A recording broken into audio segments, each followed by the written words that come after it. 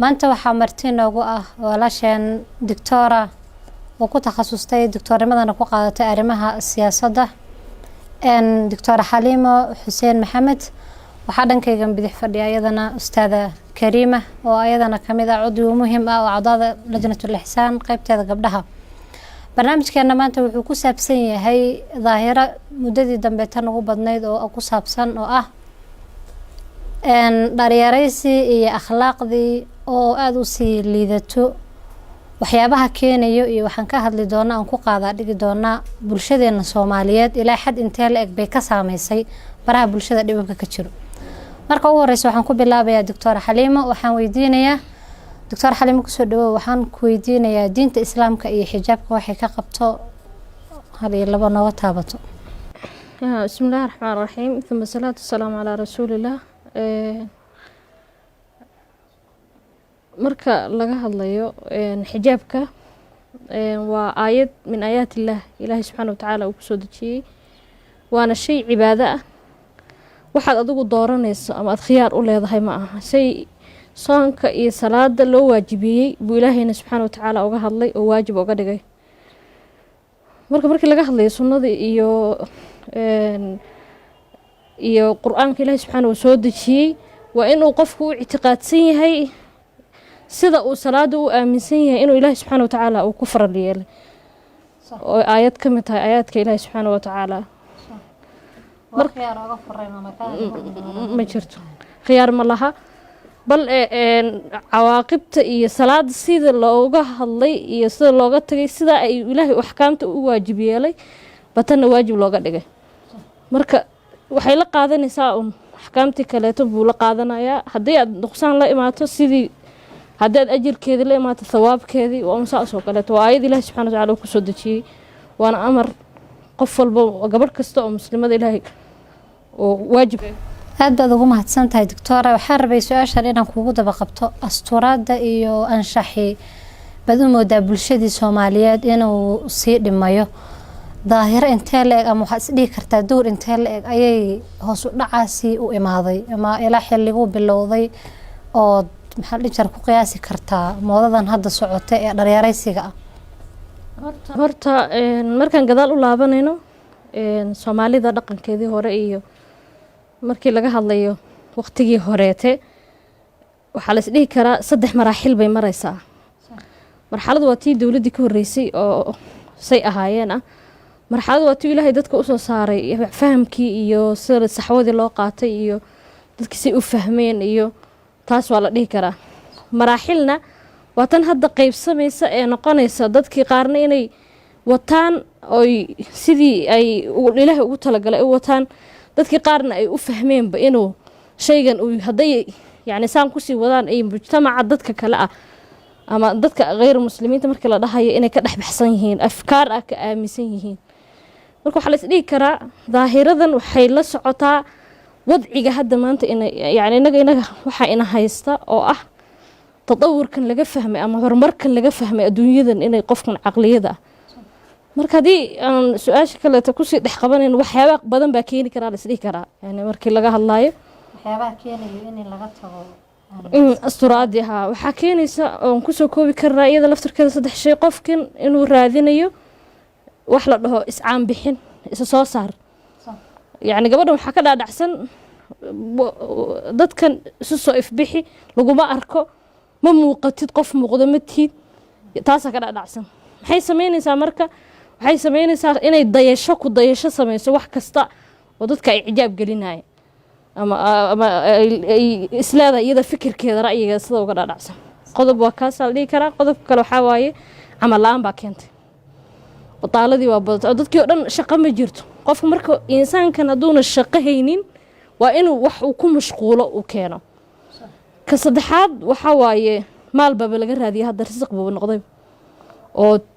markii la isticmaalayo social media hadaadan dadkan shacabka waxay sayigu u arkaan hadaadan wax ku qancinaynin laguma arko yani waa inaad wax walba sii socoto si iyadu isleedahay ama waxay leeyihiin like iyo dislike iyo ku hel masdarkii israaqadii uu ka soo galayo marka saddexdaas isdhihi lahaa anigu waa asaasi waxa ku kasb ku soo noqo doctora Kariima ku soo dhawow waxaan rabaa adiga inaan su'aasha ku weydiiyo sida ka muuqato baraha bulshada inay gabdhihii ugu qaawan yihiin xaqiiqada dhabta ah ma ka turjumaysaa shacabka Soomaaliyeed iyo gabdhaha Soomaaliyeed بسم الله الرحمن الرحيم الحمد لله رب العالمين وبه نستعين على أمور الدنيا والدين كرأي أهان أنا waxaa isleeyahay mujtamaca Soomaaliyeed kama turjumayaan dadka media isticmaala لأن dumarka Soomaaliyeed intooda badan yani say walaashan sheegaysay dad iska dameer raacday bay u badan yihiin dadka mujtamaca Soomaaliyeed dadka intooda halaysan dadkaas marka waxyaalaha ugu badan ee sameynayaan waxay ka arkeen badana dadka hadda isticmaala media qaybtood waa waxay ka soo arkeen qof kale ama qof kale ajnabi ama qof kale Soomaaliya halaysan waxay ka soo tixraaceen bay horta sameeyaan gabdhaha Soomaaliyeed inta badan meel kasta ay joogaan waa dad mataqaana asturan markii dariiqyada ay marayaan shawaaricda meel kasta ay joogaan laakiin qofku markuu gurigiisa yimaado oo isticmaalayo media telefoonkiisa asagu la kaliyoobo umbu wuxuu taqliidiya oo raacaa waxay ka arkaan dadka kale media marka waxaan is dhihi karaa mujtamaca Soomaaliyeed kama turjumayaan dadkaas sameynaya khaladkaas bulshada Soomaaliyeed jidadkii meel walba waa lagu asturan yahay haddaan doctora ku soo noqdo dadkan magaca leh bulshada dhexdeeda ama fan magaca ku yeesho ama jilitaan magaca ku yeesho ama dowr siyaasadeed oo uu qaatay oo mansab siyaasi ah uu hayo ama baarlamaanka ku jira kuwaasi ma isleedahay asturida la khafiifiyay ama waxyaabaha qaar aan shaxal aanta hadda bulshada Soomaaliyeed ku dhaqmayso dowr ay ku leeyihiin isleedahay waxa aaminsanahay mid weyn inuu yahay waayo gabadhan Soomaalida ah qofka ay yani kala xiriiraysa baraha bulshada suu iska dhigo ama haddaan dhahaynaba mujtamaca dhammaantiisba hadda gabadh kaliya aan ku koobin suu qofka ay iyadu rabto wax uu iska dhigayo waxay u raadinaysaa in iyadana dhaqan geliso laakiin maxaa keenay iyo maxaa dad weydiisa xataa aad ku dhahdo maxaa adigu qof ugu dayanaysa ama kugu kalifayo jawaabta ku siinaysa waxa waaye يعني qofkan saas u caan baxay saas u sheey muxuu qaba muxuu yani waxa laga yaabaa inay ku keento adilla mubarrad ay iska dhaadhicisay laakiin waxaan ani halka ku saaraya eeda waxa gaabiyay kuwii la rabay in lagu daydo dadkan mashaahiirta iyo dadkan nin walba wuxuu raadinayaa waa system yani nidaam u gooni ah oo meesha soo bandhigaya marka hal lagu daydo isagu iyo in lagu dayanayo waba kala jecel laakiin qofkan isaga ku dayanaya ee gabadhan raacaysa yaa iyadu waxay u aaminsan tahay haday sidiisoo kala sameeyso inay ka sii ficnaanayso marka doorka weyn ee ugu asaasisan waxa la dhihi karaa waa dadkaas yani ku daweyshadan waxaana waxay ka imaatay waxaan loo keenay meediyahan iyo in laga faa'iideysto baraha bulshada jaanibkii salbiga ahaa baa batay markii ijaabiga laga gaabay taas waa soo noqon doona maadaama oo takhasuskaada uu yahay siyaasadda iyo isku xidhka arrimaha bulshada ma isleedahay siyaasaddu dowr ay ka tahay qofku inuu isqaawiyo ama gabadhu inay jidhkeedii iyo dharyaraysato mise qofka asoo asturan buu door weyn ka ciyaari karaa siyaasadda lafteeda siyaasadda ay siday u soo degtay iyo siday Soomaalidu u taqaan laba kala shay siyaasadda Soomaalida ma aha siyaasadda lagu dhigto ama nidaamiyan ama cilmiyan أنا دينتنا بدين سياسة أورس هذا وقتين مرك سياسة هذا Soomaalidu waxay ka fahmeen يعني qofku inuu kursi ku fadhiyo boorso weyn qaato shuhurna saasay uga fahansan yihiin laakiin siyaasadda asalkeeda ma qofku waa inuu mucaamalo diintiisii iyo dhaqankiisii inuu la keeno laakiin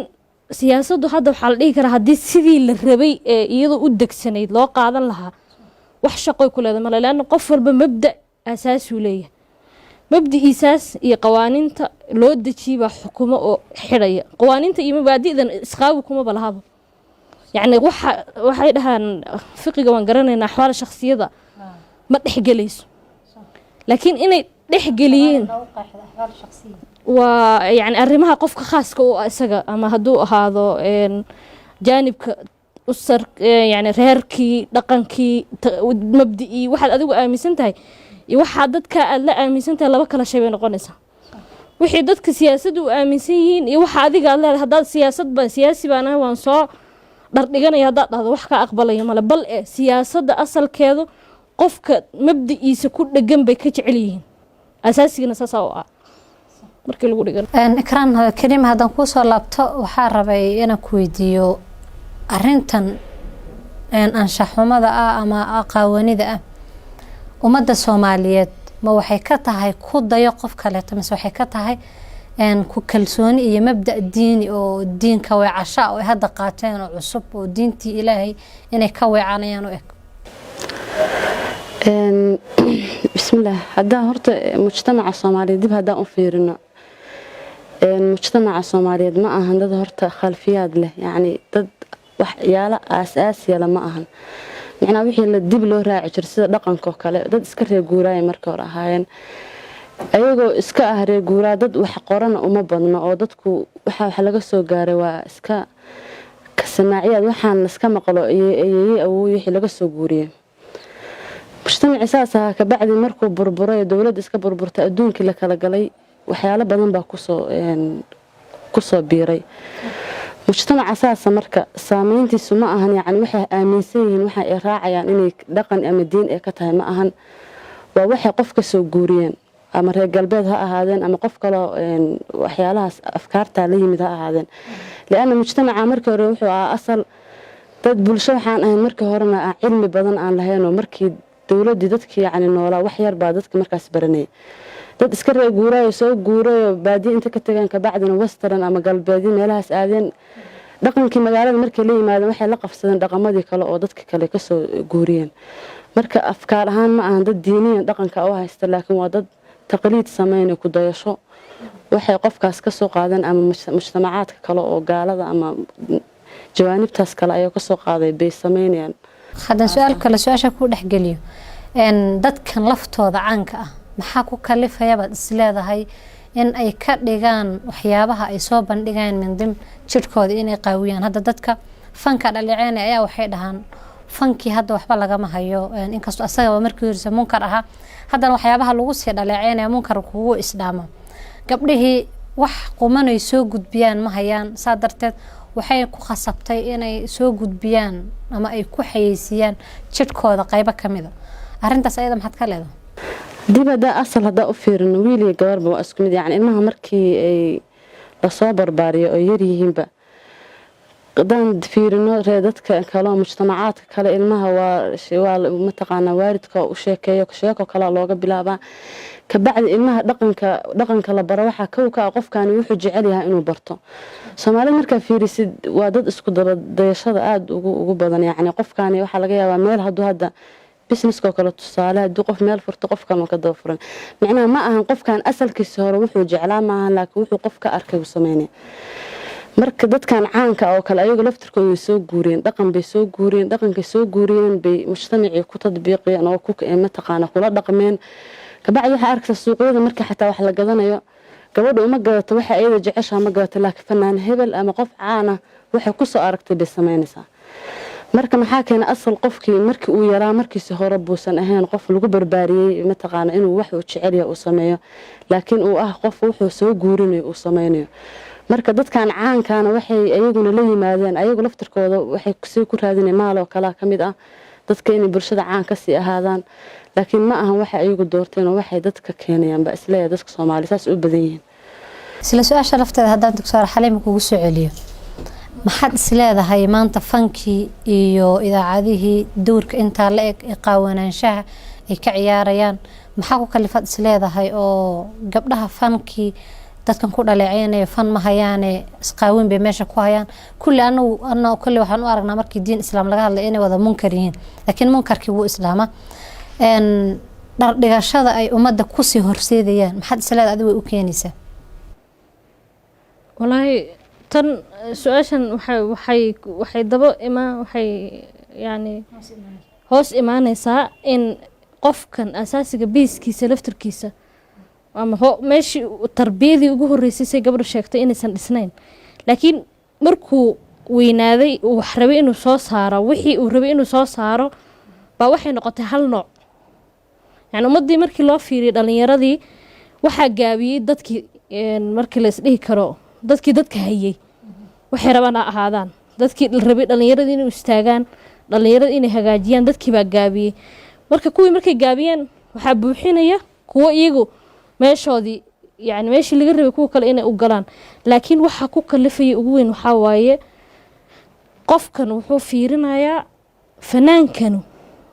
wax soo saaraya muxuu ka helayaa sidiisoo kale sama noqon karta adig laakiin ma fiirinaya adig maxaa tahay shakhsiyad ma yani adiga halkeed taagan tahay adiga ha ma fahansano hadda dad weydiiso dhahdo maxaa adigu kugu xiray inaad xaliimo kale ku dabadayato adigaba waxaad ahayd faadume maxaa faadumanimadaadi kaa qaado xaliimo kugu xiray dad dhahdo ma garanaya xataa wuxuu kugu jawaabo fa qofkii ma garanaya waxaa ka dhuntay waxaa la dhaho isaga rabitaankiisii ama shakhsiyadiisii baa dhuntay marka inuu wax kala taqliidiyo wax u buuxiyo hadduu waayana kiinbuu raacaya marka saasa isdhihi laha anigu su-aasha ku xigta waxaa weeyaan gabdhaheenii soomaaliyeed mujtamacii islaamka ahaa ama bulshadii soomaaliyeed maadaama waxaan mar walba u tarbiya salka ku hayo ma la isdhihi karaa tarbiyadii islaamka mujtamacii wuu seegay ama dowrkii laga rabay iyo kaalintii laga rabay ma ciyaarayo faamilada ka bilaabatay ilaa bulshadii weyneed ee bulsho soomaaliyeed ah bismillah ka tarbiyad ahaan micnaha mujtamacan kusoo kornay dhowr nooc buu noqonaya dhowr qaybiyood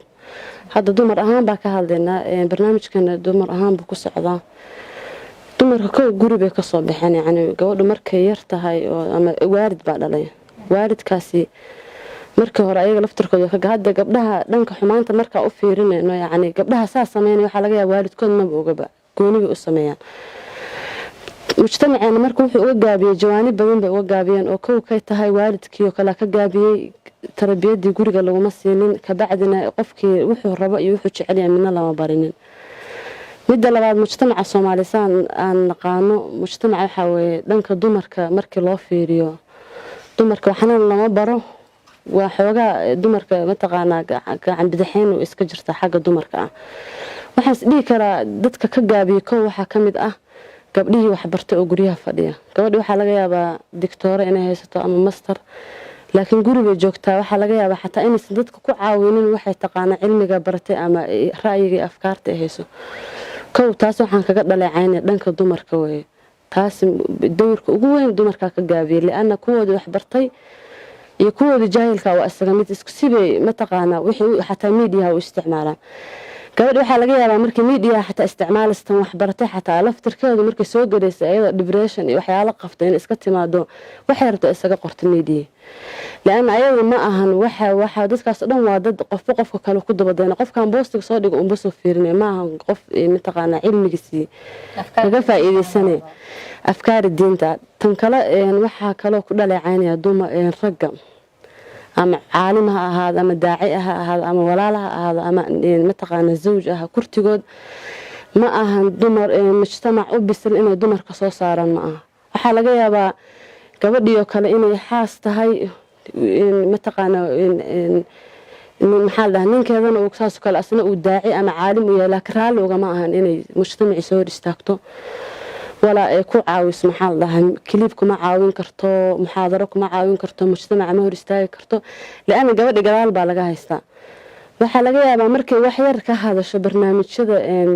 wacyigelinta ah inuu isla markiiba gabadhi inuu ninkii yacni khilaaf ay kaga bilowdaan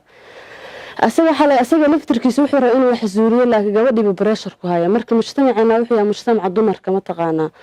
aysan ahayn dumarka in la liido ama guryaha ay joogaan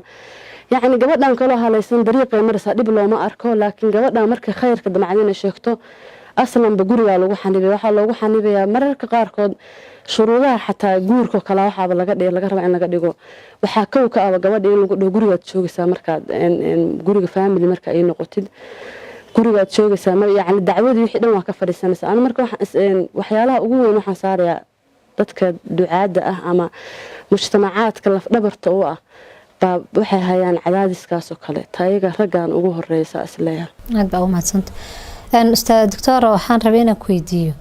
caalamkan la isku furay ee kii dhul dheer jiray kii dhul dhow joogayba halka guri noqday bulshooyinka saameyn intee la eg buu ku yeelanayaa isbedelkii dhaqameed iyo nin walba ilaano qof walba dhaqan buu lahaa dhaqankii iyo isdhexgalkii saameyn intee la eg bay cawlamadu maanta ku leedahay bulshooyinka thaqaafooyinkooda iyo bedelayso horta mid waa nicmo ilaahay subxaana watacaala waa likulli nicma lahaa naqma yacni markii looga faa'iideysanayo waddadii fiicnayd waa nicmo ilaahay subxaana watacaala oo in lagu xamdiyo dad bu ilaahay noo adeejiyey marka in ilaahay lagu xamdiyo way u mudan tahay laakiin waa goorme ma markaan waddada saxda u adeegsano laakiin waxay ku yeelan kartaa oo saameyn ah waxaa waaye hadda inaga gabadhaas sheegtay reerihiiba burburay reeraha burburay waxaa ka dhashay oo dowladii inay burburto yani dowladda lagu leeyahay way burburaysaa waa reer burburay reerka asaas dowladda lagu sheegay reerka ka bilaabataa haddaan wiilkan iyo gabadhan aynan gurigii bays ku dhisnayn oonan gurigii asaaskoodii laga soo dhisin dowladda ma dhisanto marka mujtamaceena waxaa haleeyey guryaheeni baa halaysan gurigii oo halaysan dowlad maynoo hagaagaysaa waa mayay ka dhigan tahay markii laga hadlayo caalamkan qolka noqday haddaan loo yeelin dadkii waddadii wanaagsanaa u adeegsan lahaa oon loo diyaar garoobin oyna gabadhii hooyada ama wiilkii reerka dhisayey marka horeba brogaraamka ay ku dhisayeen reerkan haddaan laga dhigin qeyb ka mida see loola tacaamulayaa guriga muxuu noqonayaa olol baa ka kacaya fawduu noqonayaa ilmihii yaraa lama ogo oo gabadhii wax ogo oo ninkii isma ogo oo aaladdan la soo saaray waxay u fahmayaan يعني إن خلاص فريه وحلقة يا بقى حتى قفكن وحول بحوليه إله سبحانه وتعالى وحقويا لي محل حدود بقويا لي حداد حدود كإلهي سبحانه وتعالى أتكتكتنا عواقبت هذا الهريسة أنا وحس لها وحي أنا هيستا حدود إلهي سبحانه وتعالى بس سيدي اللي أين وجودني حتى النعمة ذي هذول النقصان بقوا إيمانا مركا وحال الرباع إن لو ديار جربوا الله سمايا ضد كان مركو هربا لقى دراسة ugu hooseysa rawdada ay dhahaan ilmaha yarka kijiga dhahdaan in loo dhigo hooyaduna ay ahaato si غير مباشر ama si dadban inay u muraaqabeynayaan hooyadii aabay gurigii wixii ka socdo ilmihii wixii ka socdo mana fiicna si inagu ilo dhaqmeeno ilmaha ama dhalinyarada hadda dhalinyaradii ku dhahdo dhig mobilka saasaha sameyn ma kariis laana wuu ku dhashay waqtigeedii buu joogaa laakiin waxa laga rabaa inaad adigu kontaroosho isagoon ku ogeyn oo si dadban ula isticmaasho maanta waxaasa ka dhacay gurigii caalamka waxaasa ka dhacay inagaan dhisnayn yani tarbiyadeennii baa asaaskii gurigii ka dhisnayn inuu ina saameeyo marka inagaa isku keenay waa wax inaan xadkii ilaahay inoo jideeyey ka tagno oon xuduudi gudubnana inagaa isku sameynay marka waxba aaladanu dhib ma keenayso aaladan waa lagu soo saaree si aad u adeegsanayda adaa mas-uul waa كلكم راع كلكم مسؤول عن رعيته مركو لها رسولك صلى الله عليه وسلم وإن قف كان آمنسان يهي مسؤولية دكا حيستا هذا عالمك وحي كو حساب تمايان دقائق ذنت كان يو حولي كو صعبة سيئولا في القليل هايين إننا وحان كفكرينا سيئنو أذيك سنائيو محان كأذيك سنائيو محا شورا لا قفل بحر مركز إنك بيسكيني أساسي ها بنخلق كفهنسنا نسألي لها وان ديريان أمالي لما لهان سلسؤال شلفت هذا أيام كويدينيا قبله مادام عالم كأسان شاقناي ونقضي هالقوري أو كاليتو اسكو حرناشيه يوحي أران سوشيال ميديه وسائل الإعلام كي أما ورباهنتي قود أهان قار أهان صومالي كوي أتكو استعمالان يوتيوب كإنستغرام سناب شات كي تيك توكي waxaad isleedahay dowr intee la eg ayaa gabdhahan qurbaha aaday ay ku leeyihiin oo saameyn ah inay ka ciyaarayaan gabdhihii inay sii dhar dhigtaan ama anshax xumo badan la soo bandhigo gabdhihii qurbaha naga aaday wadamadan reer galbeedka bulshadii intee in la eg oo xumaana ay u soo tabinayaan ayagoo isticmaalaya barahan laftooda aaladda nadka asay walaashan sheegtay fawaa'id badan boorta leeyahay oo laga faa'iiday caalamkuna ka faa'iideysteen mujtamaca Soomaali ahaan waa looga faa'iideystay sida xiriirkii bulshada qaraabadii ehelkii laga xiriirinay cilmi badan oo laga yaabo inaad kutubta ka akhrin aad ka aragto meesha baa horta looga faa'iideysta laakiin khasaarihiisii dhanka galbeedka waxyaalaha ugu waaweyn oo mataqaana naga soo gaaray Soomaali ka bulsho ahaan Soomaalida kow waxaan isdhihi karaa diinta horta lagu dumiyaaba markii midkaan waxyaalaha uu dumarku u isticmaalaan waxa ka mid ah kow qofkii waxa laga yaabaa madhab gooni uu adeeg ama qofkaan inuu mulxid ahaa ama mustashriq ah qof diintiiba aan ku jirin daa'irada islaamka inuu ka mujtamac Soomaali ahaan u adeegsanayo Soomaaliduna waxa naqaanaa qofka Soomaaliga ama in hebel markii la garanayo waxa leeyahay maba gaalooba aaminsana mujtamacana yaani diinta muqaddas binta kama baxano waa say Soomaalidu ka aaminsan yihiin qofku ma aaminsana kalmad ama eray uu soo qoray ama wax hadal istihzaa uu jeesjeeso uu diinta ku sameeyay sidii maalmaha wareegayso kale in nabiga kale cali sallallahu laga sheego kale ama diintii ama xijaabkii waxa ugu yar ahkaamta diinta aba oo ka sheega qofka marka muslimka ah markuu Soomaaliga ah uu ka sheego lama aaminsana qofkaas horta diinta inuu ka baxo yaani waa in hebel biya marka dumarka Soomaali inta u badan yihiin waxyaalaha ugu badan oo aafaadka oo mujtamaca haysta kow waxa kamid ah diintii oo la duminayo ayada qofku jaanib wuxuu rabaa isticmaalo يعني رأيه وتهوته أما هذا قف جاهل وعلمي أو لهين أما علميا دينتي أودمني أسقو لكن Soomaali isaga dhigay inuu mataqaana xuriyad gaaray dumarka waxyaalaha ugu badan oo Soomaali waxa way xuriyada dumarka waxyaalaha hadda women rights-ka waxyaalaha la wareejinayo in qofka xad buu leeyahay muslimka ah laakiin xadkiisa haduu soo dhaafo oo la dhaho dumarkii waa xuriyad loo raadinaya markii dambe waxay noqonaysaa qofka inuu diintii kaga baxo waxa kale oo kamid ah waxyaalaha afkaaraha diinta lagu duminayo waxyaalahan hadda genderka waxyaalaha hadda laga hadlo oo ragga iyo dumarka la leeyahay oo ayagana qayb weyn ka qaatay leeyahay min Soomaaliya dumar buu isu bedelay ka bacdi calankoodii meesha saartay maanta dhan marka fiirisid wixii marka dambe qofkii caadiga la noqonaysa maalmaha hore waa la yaabaya Soomaalidu waxay ku maamaayaan marka hore dariskaaga markud ay ku diin marna ku day marna ka darno hada anaga waa ka darno baa marayna mujtamac marka dambe hada caadi waxa noo noqotay in ragii macnaha ka genderkii wixii qowmuluudka Ilaahay xaarantinimo hada caadi loo daawado qofkii maanta dhan markuu Soomaaliga ahaa wixii suubiyo ama uu video iska soo duubo meesha la yimaado in qofkii dib looma arkaba oo waxa mujtamacaadkana haysta waxyaalaha gabdhaha dumarka mujtamac ahaan dhibaatooyinka naga haysta waxa kamid ah qaawanaantii qofkii dumarkii isu soo qaawinay jirkooda nooc walba isu soo qaawinay oo aan waxba dhiba dadkii iska noqdeen rag iyo dumar ba iska duyuusin iska qof walba u daawanayo waxa laga yaabaa walaasha ama walaalka inuu wixii suubinay laakiin adigii aad wax dhiba u arkin hadda ugu hambaliis laakiin jaanibkii wanaagsanaa waana laga celinay markii jaanibkii xun aan fiirinana ma qofkii caadi ba la taa waxyaalaha kale laga dumiyo waxa kamid ah ilmihii oo kale meedii intuu la qabsaday gaaladii afkaartoodii waxyaalihii daawanaya cartoon hadee noqoto hadii kale gurigii mujtamacaadkii waxa islaamna waxyaalaha reer galbeedka naga soo gaaray bay kow kamid ah waxyaalahaas waxa kamid ah waxyaalaha aan hadda arkay yaani qofka maal dhaweyto gabar oo la wareysanay Soomaaliyeed ay bay wadataa marka dibadaas joogta meel bafardadka waxa u maleynaya marka homeless iska aan guriyaha haysanin gabadhi markii la warwareysto axaadiis ba soo qaadanaysa aysan cilmi u lahayn yaani aygii ba xalaaleynaysa inuu guriga la meeshii la keensan karo oo loo dhaqmi karo axaadiista waxa kamid ah waxa tiri ummadda waxa kamid ah yaani gabadhii ayga jannada ku gashantay biyaha siisay marka waxyaalahaas dhan isma weydiin wax afkaar gaara laga soo raray laakiin diintii qofkii xataa diinta Soomaaliga ahaa cilmiga u lahayn diin buu saaraya baashi waxa laga yaabaa wixii isaga xalaalaysanay ama ganacsi ha ahaato ama wixii xumaanta uu ku jiro buu aayadii xadiis u raadinaya waxa laga yaabaa wax ugu muhiimsan waxyaalaha waxa weydiinta waxyaalaha lagu dumin waxa kamid qofkii aayadii xadiis inuu saaro mas'uuliyad karaamaashaas lafteedu qofka Soomaaliyeed markuu wax sameeyo wuxuu aayadii xadiis ugu raadinayo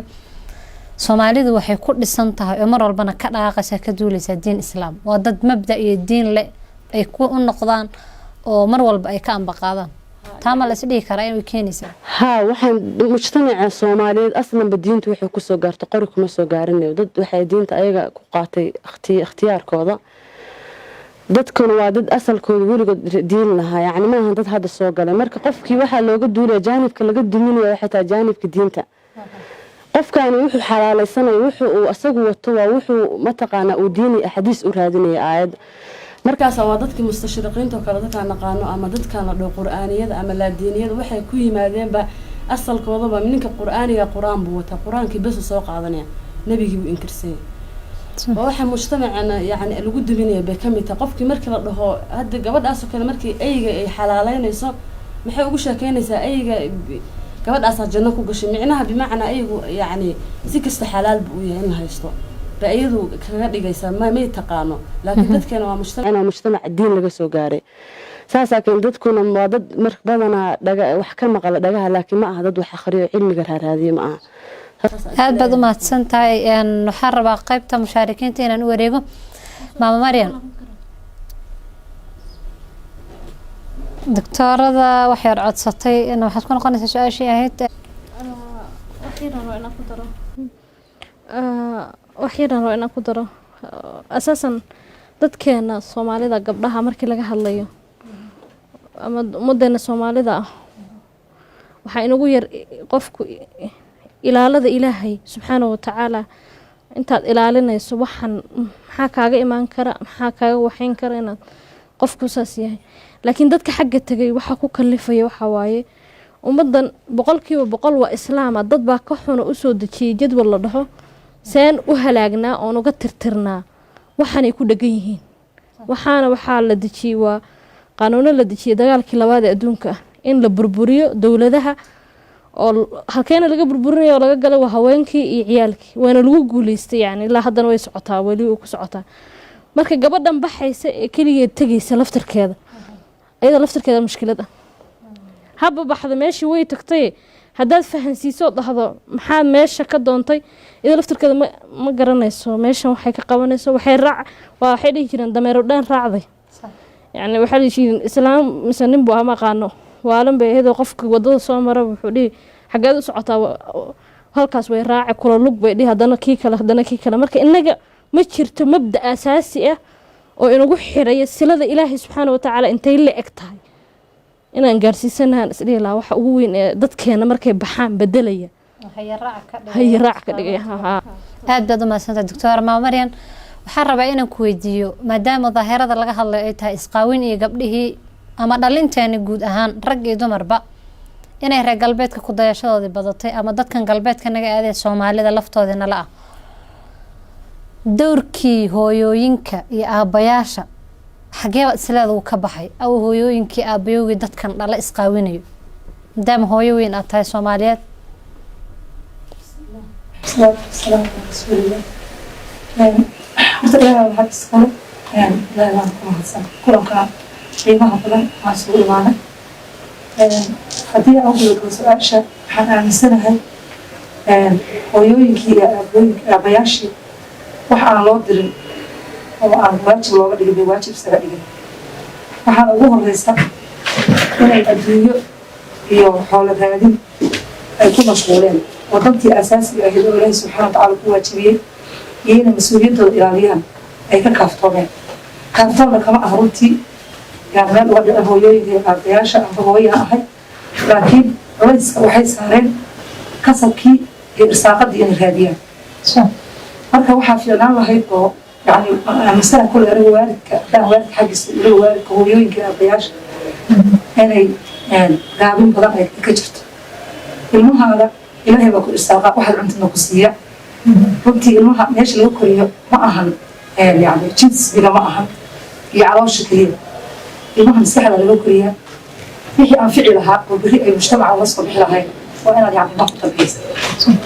هذا لو كنت تربيين بريء واتكشف هاي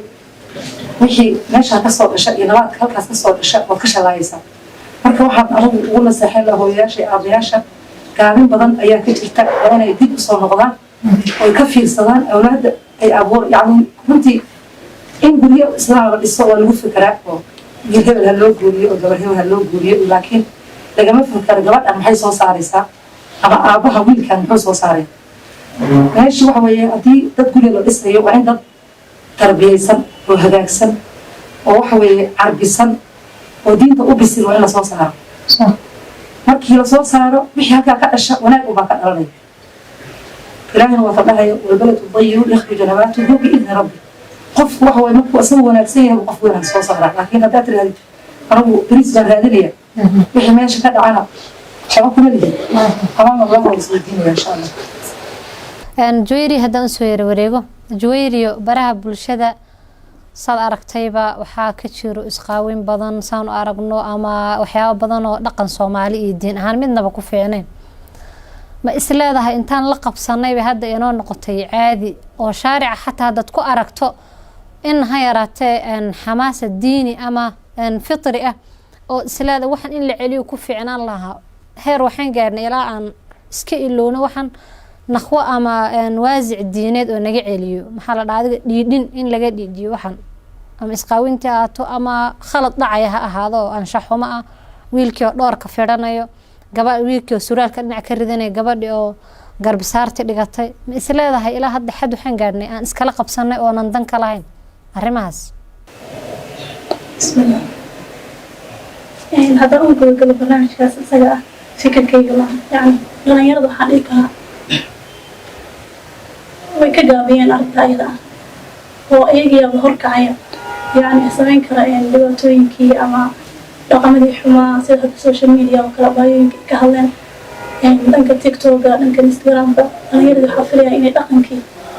يعني دقن قال يسوق هنا ودين تودي أساسي كذا صح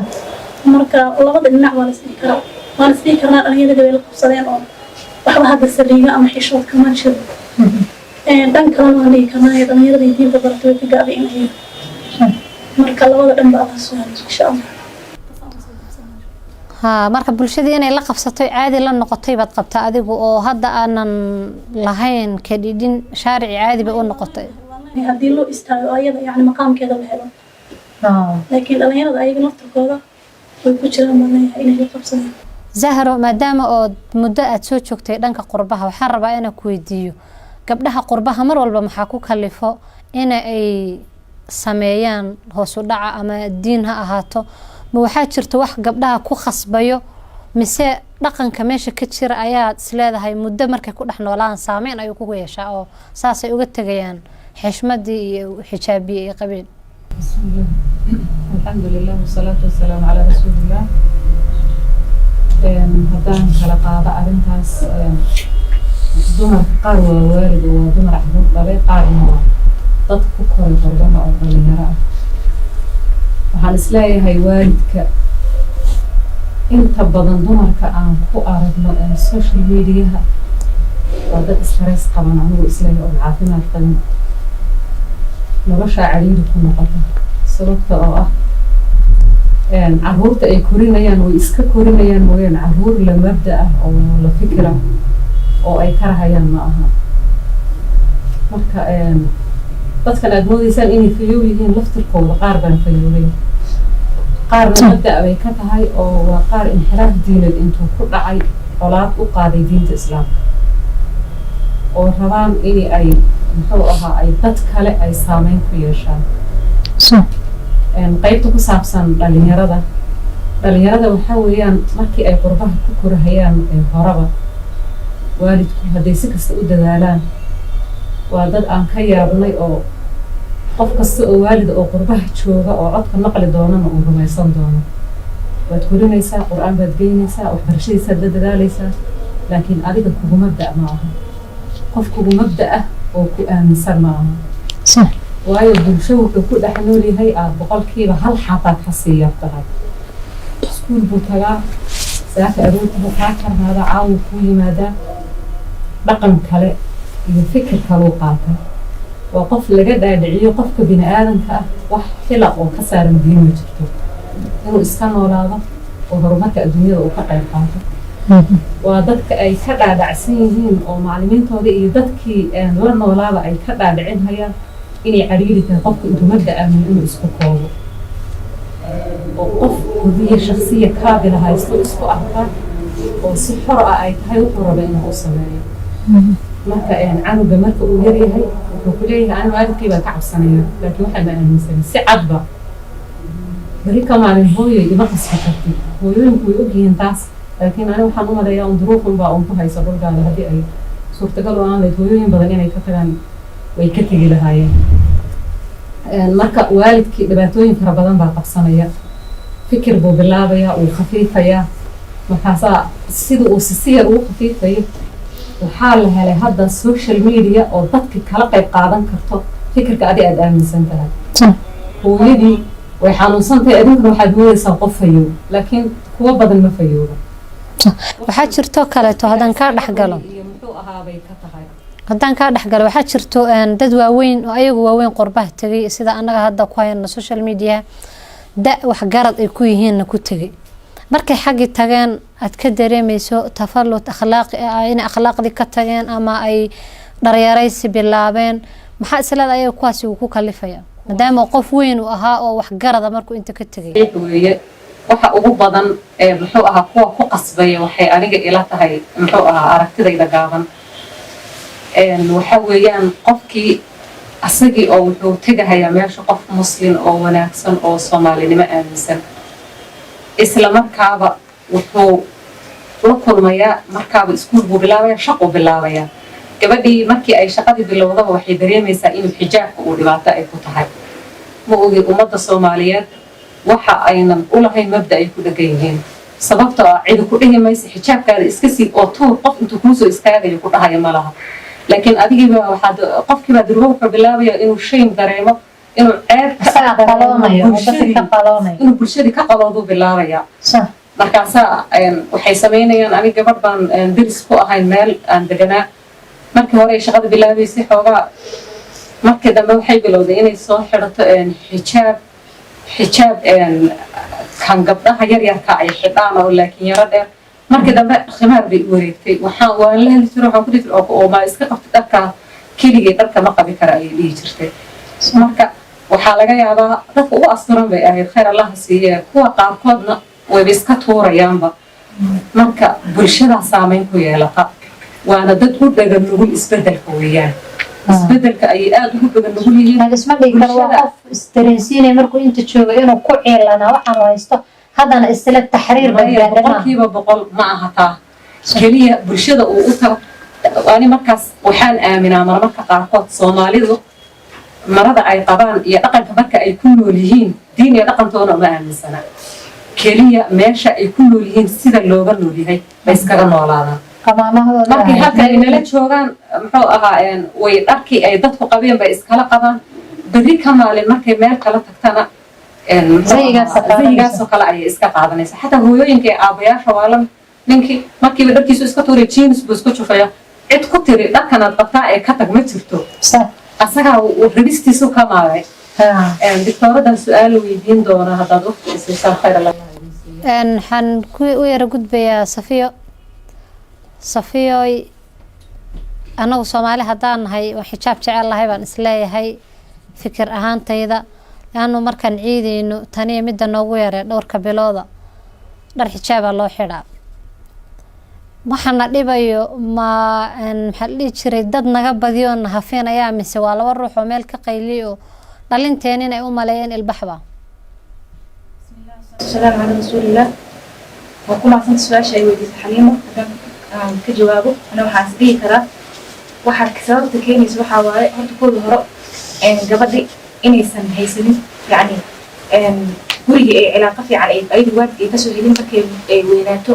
وحي وبعد إني سمسو وحلا نجرب حجاب وهي هاي أنت بدن يعني والد كسي هذا مرة شيء تعمل وحيكون مشغولان يعني سيد ما هو حسين هاي بس يكون مشغولة سيجي جسدي أهله كل هاي يكون مشغولان عوضا مستقبل كيسبك وينادو أما قبل هذا ميلها هذا ماشي قدام بين دونا وحوس بين دونا واحد كوكين دونا كلام شاكستان ومشيغان علاقة تربوية ملها مركان وحاسبيه كرا قار أيوة فهسن يعني وحاه يسوء إيمان الآن انحراف يرباي هاي قارنا ما بفهمزنه يعني وحن حتى ما يعني أدونك هرمري والدك إلمها علاقة سيده هو أو سكول أقوم جرمانة قاب قليل بأن سكول أقوم أو كم تهاي يعني ما أنت يعني السوشيال ميديا صوب حي وحياله أو الأكل جرنا صوب حي والدك ما الله كان قادم جيل كان عصبي تربية والدك ما بفهم سنة وحي تقليدك وحي هورا هيستان ولو تنسى صدق سنة كل سوء استعمال جيرانه هيستان مركب قفكي أصلا مثل مراهق صنع ولا مسوق قالوا تربية بالربعين الجريئة وحي الله شغال الربع عنقي لما قادنا لأن cunuga adduun cusub ku jira maskaxdiisa si kale u shaqeynaysa adduunka hore adduunka uu kala duwan yahay marka aniga waxaan isleeyahay waalidiinta ay ka socotaa waalidiinta inay tarbiyada sida loo tarbiya carruurta ay bartaan markay yaryar yihiin iyo markay soo weynaadaan saaxiibna ila noqdaan mustaqbalkooda iyo waxay samaynayaan iyo wax diintooda dib u keenayaan ay kala hadlaan aad baad u mahadsantahay doctor haddaan kugu soo laabto gabdhihii dacwada media laga hadlay maxaa dhihi jiray waxaa warbaahintii baa laga hadlay gabdhihii diinta bartay iyo rag iyo dumarba bulshadeena away dowrkoodii bismillahi raxmaani raxiim horta dadkeena mujtamaca Soomaalida waxbarashada markaan baranayno waxay u kala qaybiyaan 3 shay qayb waxay u barataa cilmiyan iyo in iyadu isku dhisaan oo yaani qofkan ruuxdiisii waxba ka maqan buu dareemaya qaybna waxay u bartaan inay ka raadiyaan seed u noolaata qaybna waxay u baranayaan hebel baa bartay iyo reer hebel baa bartay baro marka waxay ku xinaanaysaa marka qofkan markuu wax baranayay halkay ka taagneed kii marka ruuxda ah waad inta joogtaan is dhihi karaan ee mas'uuliyadda dareemaysay wali dhaqdhaqaaqaysa labadii kale marka laba saddex jaanib oo ina haysato labadii markay ka dhaceen saaxadii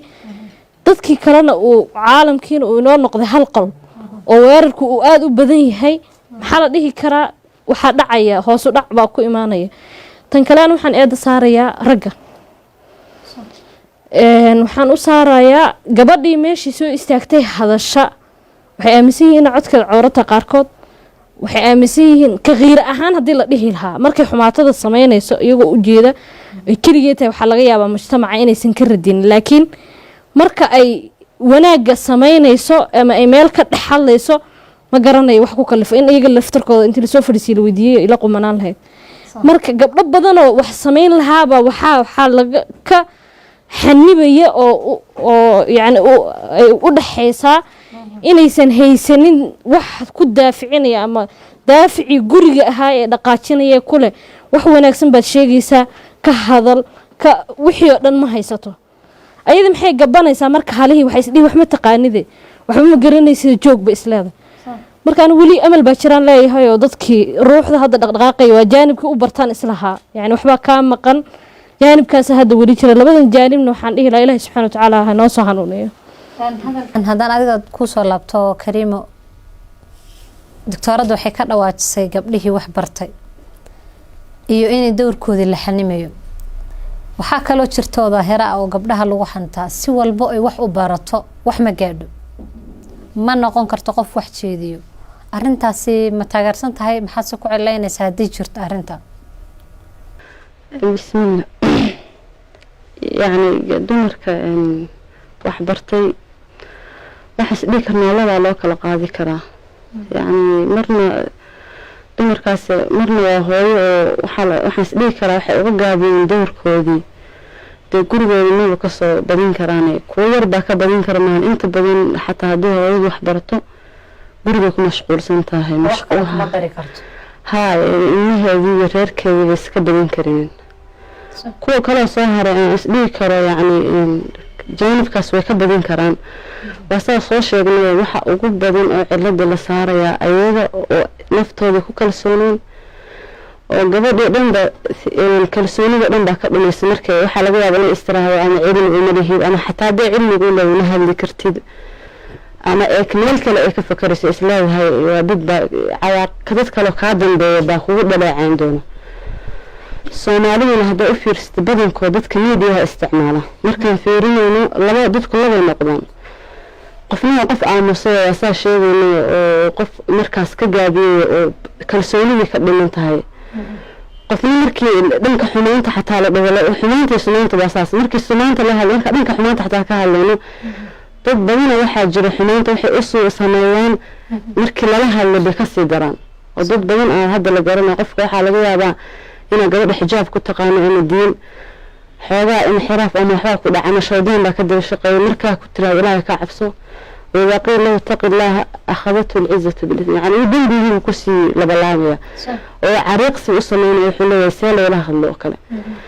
gabdhaha marka waa kuwaas xumaynta sameey kuwii samaynta oo dhahan aysan dhankii mataqaanaa war gabdhaha maxay uga soo bixi laayeen mujtamaci waa gabar ba kalsoonida ayaga ka dhintay waxay uga dhintay kalsoonidii labada mujtamac ma soo hor istaagi kartid baa ku qufulan ama waxay la kulantay carqalad dhanka ragga kala kulantay ama waalid ha ahaado ama walaal ha ahaado ama ha ahaado qaraabo ama kuwa miidiyaha marka u fiirsatid sida markii video xataa lasoo boosti gareeyo ama maanta la keeno wax kale kuma dhahay adiga kugu mashquulayaan waxa u badan waa ragga Soomaaliyeed gabar ka jawaabaysa waa if iyo naadir laakiin wiilku intuu soo galay maanta wuxuu ku leeyahay yaa ku dhahay ka hadal meeshan cawraad tahay in xagga waxba ka khaldan waxyaalo badan aan loo dirsanin buu galay marka aan waxaas dhigi karaa xataa kooda xun iyo kooda wanaagsan ragga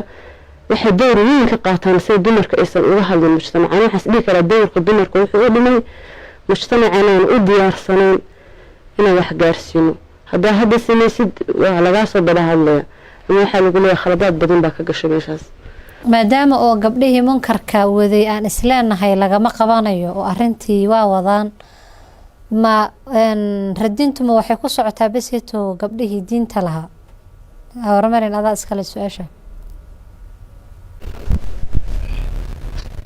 ما صعدت قدها دين كلية ما صعدت وقفوا حوي صوت وأنا ضد يوم خطوة موجية قف كلامه كرمر ولا دور قبلها دين كلا معه وحوي قف كان أصل شخصية أصل إليه وأنا أصل موجية أو ذاتها هذا أو قف عادي هذا أنا واحد عام سنة قف والله صدق استلم القرية صح قبلهنا وحوي كنت بحي يبدأ أي دمعان أو ضنام بين قرآن حوي قف كست هذه سكس وحلا وش قبل أو سكس الله يعني وسكس الله صوت تربية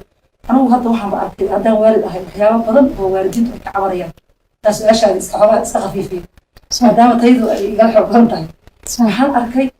ما مويل يبوي الدلالي المهود التربية مشكلة أي المهود الإيجاري وقت الطيب اللي يفرق القانون صح وحاس كلفها هي هذا عالم كيا وحي عالم هارتي تطور وحي طبعا يقرب اللي قال صح marka ana waxaan aaminsanahay qabbihiina inay wadaadada ahaan ayaga doorkooda xoogaa ma ay gabin laakiin xoogaa maaragtay inay kor isu qaadaan isxajiyaan oo dad noolnool noqdaan oo wax weeye social media iyo meel walba ka qayb qaataan oo dadkii diinta u sheegaan ama nin yani iyada qaba ama mid la dhashay ama haradiya ama yuhudin inay yani dad noolnool nafta ku jira noqdaan laakiin xoogaa waxaa jira social media haduu inay sida ugaba baqaanba ama bacduu ku fasahaadaan أنا واحد أركي قبل وذا وقبل هذا وذا وما شاء الله ومصدر حتى بيقطعوا تطور وحي الظهرين يبيت كلا وجامعة يطلع نوير واحد يهواليا وقالي وحميشة كفرة قد صومالي أو كريستانوي أشوشوا لي بيها وحنا ضد كريستانوي ويهود أو صومالي أو أفغان أو هالله وأنت مخلكي شوشل ميديا مركب بالعمل دينتا الدين هي والله مر بكراني يا دينتي إن دينتي كيف بدنا وكبقينا صح طوي قبل قدام هذا واحد قبلنا قفت هتوصل علم أو قفل على هاي ودورك يعني أنت الإسلام هاي الله إليه ماشى حتى الفرح لقش أما ديواتك اللي فاسوا كان خلاص قالوا تو وجهته marka laacinta waxaad qaadanaysaa gabdhihiina diinta bartay walba diinta u barateen inaad jaahil ka tihiin xogaa yani inaan xogaa isgaabino aan weli xaasana weli mayna dhargin cabsiga bashayda cabsi ma aha geedku wuxuu حوي مرخ صوص على مكون بيها كده صح أنا وحاربنا إنا نرجع ولي من النجار ما شاء الله مركز بتاعك بيوس جت وصيف على ربع مرخ صوص على صماء صح أنا زين هذا ولا هذا دور كورة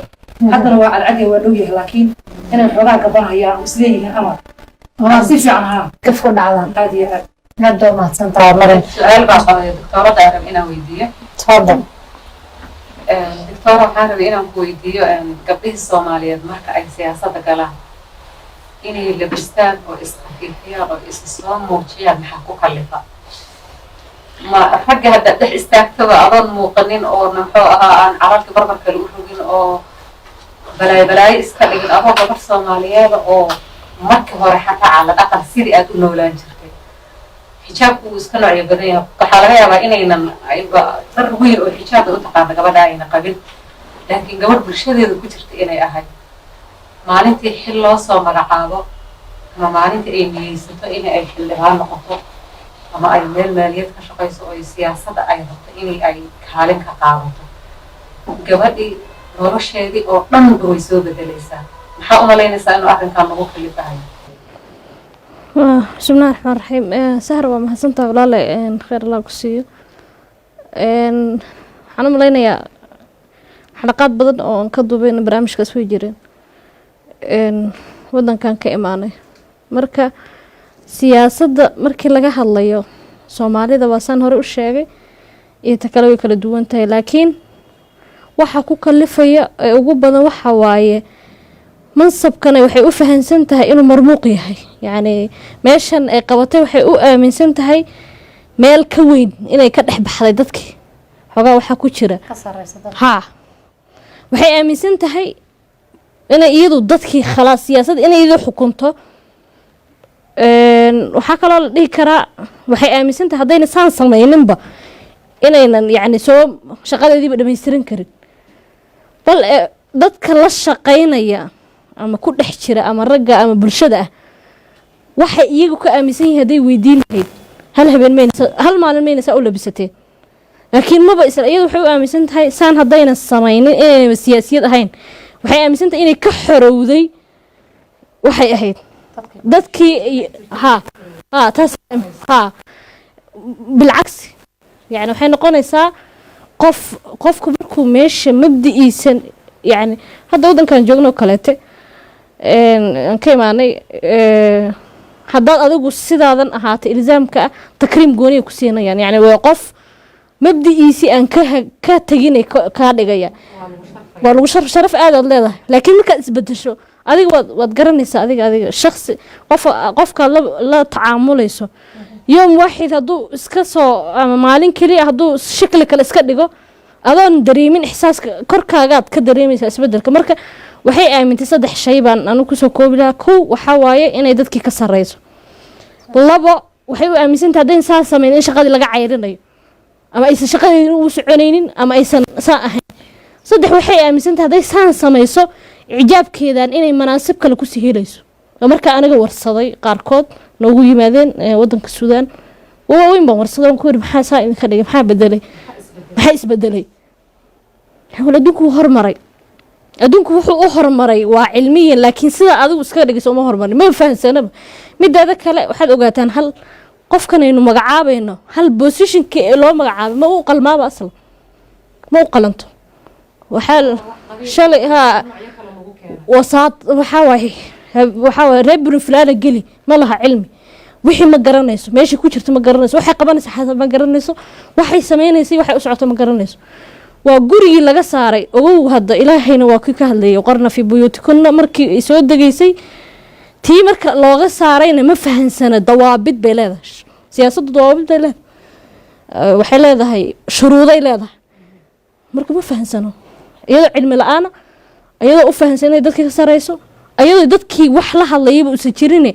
like loo si saarayo leeyahay social media markaan aan su'aal ka weydiiyo dad musharikiinta gabdhaha ugu ijaabka badan waa gabdhaha sawirahooda oo la soo qortay soo dhigaan waxaad arkaysaa ragga Soomaaliyeed maanta hadduu isdhigo uu raadi wuxuu ku leeyahay gabadh asturan iyo soo raadi gabadh wanaagsan oo dhaqankeeda aan ka tegin iyo soo raadi waxay sii taxriiriyaan oo ay garabka sii qabtaan oo sii hor ordaana gabdhahaas ay ijaabka siinayaan ayagoo inaba kalsooni u haynaa maxaad lagu wajiileynta ragga Soomaaliyeed aan ku aragno bal ayadan kalimad kale maadaama aad muxuu ahaa marka Allah u soo yeerto bulshooyinka la soo dhaxlasho waxaan dhihi lahaa ninkan oo guurka dalbanaya gabadha walaashiisa ma tarbiyo horta su'aasha in la isweydiiyo waa yani isaga laftirkiisa gurigiisa laga yaabaa in ciladu ka jirto guriga uu ka soo baxo uu ku nool yahay balaga yaabaa in mushkilada ka jirto marka wuxuu u raadinaya ninka waxa lagu leeyahay ninka dhan ragga dhan markay ka qoladan coachka waxay dhahan cilmiyada hadda tanmiyada bashariyada ragga dhan ka ugu maxay dhahan joqorada dhahan maleynay kaas yani ma rabo gabadha qaawan ma rabo gabadha qaawan waa taa asturan ee wanaagsan ee buu rabaa haddana kuma dhiiran karo inuu dhaho gabadhina jooji waxay ka dhigan tahay hadda duu nin kale ajnabi waxyaabaha qariibka xataa culimo weyn anaga xagga ku aragna waxa kamid nin ajnabi ah kula hadlay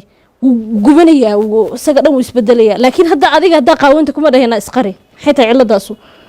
su-aasha aniga hadda ilaa hadda baaraya waa asaas yacni gabadha inaad xumaantii ka saartana waad leedahay hanaasa waxay qaban baad leedahay adnaasta kale ay ku qabaan marka saasaan anu isdhihi lahaa yacni waa in loo istaago oy fahmaan waxaa la yidhaahdaa adigu markaad rabto inaad wax wanaagsan raadiso kaasoo kale markuu ku weydiiyo waa in la dhaho un adigu isa sax yacni markaad adigu naftaada saxda adna gabar saxsan helaysaa taas waxaan dhihi lahaa ilaahay ha uga cabsado horta mas-uuliyad baa ka saaran ilaahay ha uga cabsadaan dadka saa sameynaya leanno ogow waxaanaad samaynayso adigay kaa soo baxaysaa hadday xataa meel kaloo dheer kaaga soo bixin waxaad adigu jeceshahay baa isagana sida noqonaya qofkii inaad towciye u samayso u dhimrisood ilaahay uga cabsato dhahdo walaalay is astur walaalay saan kuuma fiicno haddaad saa usii samayso adna waad ula leedahay dembigeedii laakiin anigu wax ku kalifaya waa inaan iyaga aan kala sheekaysan waa yaabanahay ilaa doctor aad baad u mahadsantahay gunti gabagabadii baan maraynaa hadda waxaan rabaa 1 iyo 2 kelimo in oo naseexo ah maxaad kula talin laysaa Kariimo gabdhaha Soomaaliyeed guud ahaan gaar ahaan gabdhaha social media ku jiro iyo warbaahinta bismillah waxaan kula talin lahaa waxaan u maleynayaa hadalkii dhan waa la soo sheegay nasiixa iyo isugu jira iyo afkaar iyo talo intaba dumarka Soomaaliyeed waa la sii mar walba culimada Soomaaliyeed waa laga baraarujiyaa waxaan u maleynayaa taqriiban ahkaamta iyo muhaadaraadka iyo cilmiga jaanibka maadiga iyo diiniga wax badan baa dumarka lagala hadlay inay yani isbedelaan النبي عليه الصلاة والسلام أصدق الشيء يعني قال مركل الله ربنا فتنة ودمر كوضا بهرمود النقطة ريب إسرائيل بتصالحها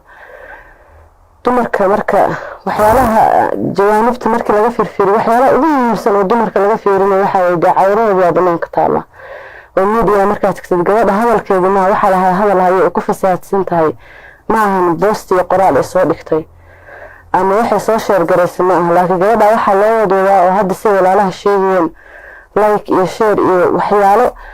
وحي هذا آفد جدا بيسيح الميديا كايستوحي عقوي الصومالية وإسقابي الميديا إسكابح فري بمدلة يدوله مركا يمكن في رسيد وحياله وكل عمينه وضمنك صادي يعني وإسكوله في عينها وحا كمد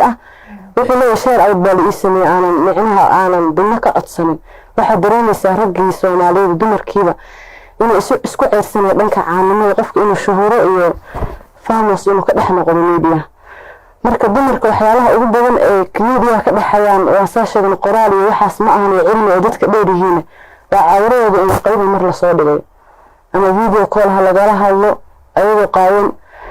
ama ayagoo is soo duubto ama sawirkeeda ha soo dhigto waxyaalaha ugu muhiimsan waxa weeye wax jirkeedu inuu wax qayb ay yihiinayso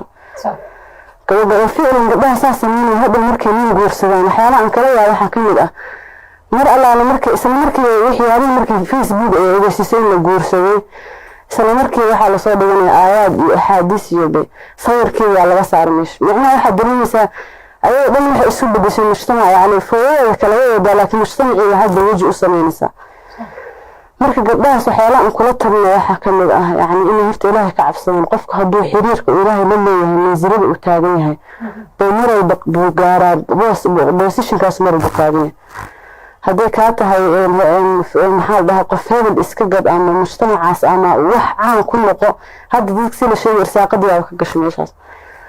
oo Soomaaliya inta ugu badan bilaabay YouTuber oo badan xataa xaafadaha guryaha la degan yahay music waxa ka yeeray waxa lagu YouTube lagu duubaya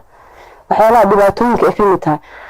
gabadhaas marka waxa kula naseexayna inuu Ilaahay kaga baqado waxaan kaloo naseexada la wadaagaya dadka ay ka soo jeedo ama hadii guri ay leedahay qoyskeeda ama kuwii dhalay ama walaalkeed wax qaraabadeeda ah inta ragga Soomaaliyeed ay u qeyrayeen gabdhahan xijaaban iyo taqaana khayrka sheegay ama xijaabnaata ama gabadhan dhanka maadiga xataa hadii taqaana wax cilmi ay gudbinayso واحد السلبي واحد إيجابي بوزيتيف هذا بدك أشياء إن قبل أسكر اللي مشغولة ما بأهم بقى مجتمع نحو بان نيجاتيف ككترة كبت إلا من أبي إلا يعين بيدير استعماله يعني نيجاتيفتي يتوب بقارن قبضتي صح وحلقة المجتمع أنا إن أبدين ضد علماء إلا عاية وحلقة مركو وحلا أنا بقول حكم ذا غف عالم المسج صادق يعني ما تقدر حلو مشغول صور كسر بيجي وعي جرينتي أبي مكان مقطع وحياة سقف ودي بقولي شخصي فردي الله شخصي ها بشخصيا بأسوي لا دري لكن قف كان الشيء لما في علماء هو حساس السنين مجتمع يعني كبر برسي هاي وحياة إلى حارة من كل حكا يعني محل لحوم العلماء المصريين بالله وحياة إن أفضل هستوحى كلمتها إن قفك عالمك هاي قفك يوتيوب كده يحرر اسكسو بيقاين غير ربي waxay tabaskusin wada dhaqan hadda marna yani laga hore birmageyda la oran jiray dadka hore mujtamaciga laga wax shan jir xataa markii diilaani markii la soo qaado xataa laga diri jirin dadkaas yani waxay ku karaamada waxay ku gaaraan cilmiga ay xambaarsan markii mujtamac culimada la xaqxaganayo duqay iyo gabar iyo waxba kama xishoonayaan marka wax isleeyahay waxa mujtamaca gabadha nasaaxada weyn ee ka socoto oo loogu naseexay waxa rag in Ilaahay ka baqaan iska daan dumarkan ay iibinayaan suuqdeynta u sameeyaan dumarkuna ay isu kalsoonaadaan ee iska daayaan ayaguna sidoo kale heesahan iyo waxyaalaha ay ku soo caanbaxayaan maanta dhinaca bilaawaysan ee siman lagu hayo wax dan rag aan ugu hayaan ee mujtamaca ma jirto kaliya in adiga inta ku qiimeeyay markii hada laga leexdo waxa lagu leeyahay isqaawinaysan marka qofka inuu Ilaahay u noqdo xiriirka Ilaahay uu hagaajiyo mujtamaca nafsaadka laga daayo intaas oo muhiimsan wala ka bax دكتور حليمة قنتي gabagabadii maxaa nasiixad u soo jeedinaysaa bulshadeynta Soomaaliyeed gaar ahaan qaybahan social media isticmaal ee rag iyo dumar bale horta ma santahay Ilaahay ma iskale barnaamijka khayrka noogu dhameystiray waxaan dhihi lahaa aniga kow aan baran aaladda iyo qaabka loo isticmaalo iyo waxa loo isticmaalo inaan fahano qaradka yani ujeedada aan ka leenahay iyo inaan fahano oon ula laabano fahanka aan u baranayno in Ilaahay uga cabsano taqullah wa yuallimkumullah yani taa inaan sameeyno talabaad waxaan dhihi lahaa walaalaha ragga ah dalacaynayno inayna garab istaagaan oo wuxuu yiri sheekh mashaayikhda kamid aha gabadha haday wax khadito ama ay wax qorshe dejiso lama furfuri karo marka qofka saa u cabqariyaysan Ilaahay subhanahu wa ta'ala uu wanaaga ku abuuray inayna dayicina bal ay u soo jeedsadaan waqti ku bixiyaan si mujtamaceena aan ugu sameeyno badbaadin wiilashu way fiican yihiin dadaalayaan laakiin mushkilada in haysato waxay tahay inagii baan waxa la yiri yad waahid wax ma dhaqdo hadaan isku duubnaano oo mujtamaceena u istaagno oo iskaalmeysano waxaan isdhihi lahaa wax weyn baan soo saari lahayn waxa kale oo dhihi lahaa intaan la raadinin maxaa la hagaajiyaa bal horta tarbiyada aan ka fikirno inaga maxaa tarbiya inoo ah tarbiyadeena ma saxsan tahay manaahijtii Ilaahay inoogu talagalay ma ku soconaa inaan halka asaaska bal la sameeyo gudiyo u istaaga dadka tarbiyadooda ama haweenaad ama yaraado anu waxaan ku soo koobi lahaa Ilaahay aan uga cabsano mujtamaceenan iyo bulshadan burburayso hadda wala weydiin doona qoomna waa ku Ilaahay laha iyagunba isbedela naftooda marka inaan ku ilaalino nafteenan oo waa kii Ilaahay subhanahu wa ta'ala ya ayyuhalladina aamanu qu anfusakum wa ahlikum naara waxaan ilaha aan hal iskaalmeysto oo hal isu kaalmeysto sida loola dagaalami lahaa waxa caalamka dad ba inagu maqan oo yuhuud ka mid tahay oo caalamka dhan ba kugu soo maqan qof walba waa inuu isweydiiyo 2 mitir baa lagu dhigay maxaad ka tagtay maxaa ka dambeeya maxaa hadhow lagu xasuusan maxaa dadkii Ilaahay u qabatay waa kii rasuulka sallallahu alayhi wasallam iyo saxaabadii iyo dadkii mujtahidiinta waxaan oo dhan inoo diyaariyeen maxaad kaga aadantay waa inay su'aasha la isweydiiyo dadku soo koobi lahaa aad baad u mahadsantihiin labada dayf sharaf barnaamijkii ahaa maanta inta waxa ay noogu ka hadlayay arrimaha qoyska iyo dumarka insha Allah intaan kulan dambe ku kulmi doono waa barnaamij isbuucla ah waxaad nagala socon doontaan warbaahinta islaamiga Ihsaan والسلام عليكم ورحمة الله وبركاته.